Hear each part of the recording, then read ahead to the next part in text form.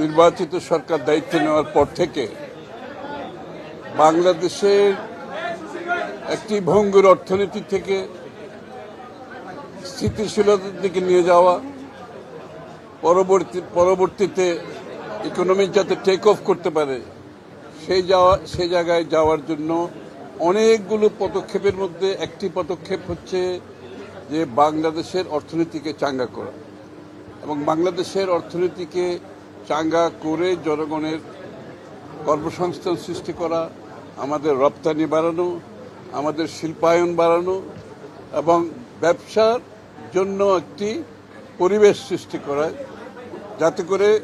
ব্যবসায়ীরা কোনো বাধাগ্রস্ত না হয়ে তাদের কার্যক্রম পরিচালনা করতে পারে।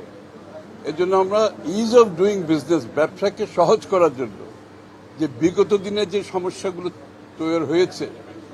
যে বাধাগ্রস্ত করা বিভিন্ন পর্যায়ে ব্যবসায়িক কার্যক্রমকে এবং বিভিন্ন রেগুলেশনের মাধ্যমে বাধাগ্রস্ত করা, এখান থেকে বেরিয়ে আসার জন্য ইতিমধ্যে আমরা ডিরেগুলেশন আমাদের বাজেটে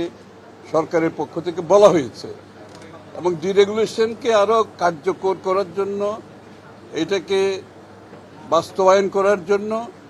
অনেকগুলো পদক্ষেপের মধ্যে একটি পদক্ষেপ হচ্ছে আজকের এই সভাটা। এবং এই সভাতে আমরা যেটা করেছি, কাস্টমসের ব্যাপারে, পোর্টের ব্যাপারে ব্যবসায়ীদের কার্যক্রম যাতে নিবিড়ভাবে সিমলেসলি বাধাগ্রস্ত ছাড়া যাতে চলতে পারে, যার মাধ্যমে ব্যবসায়ীদের খরচ কমবে,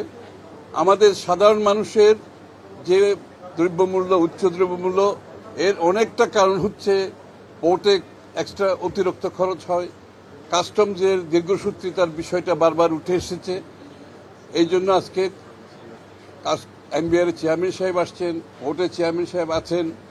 আমরা জয়েন্টলি সবাইকে নিয়ে বসে যে কোথায় কোথায় সমস্যাগুলো আছে, প্রত্যেকটি সমস্যা আমরা আইডেন্টিফাই করেছি, চিহ্নিত করেছি এবং প্রত্যেকটি সমস্যার সমাধান কি হওয়া দরকার সিদ্ধান্তও নিয়েছি।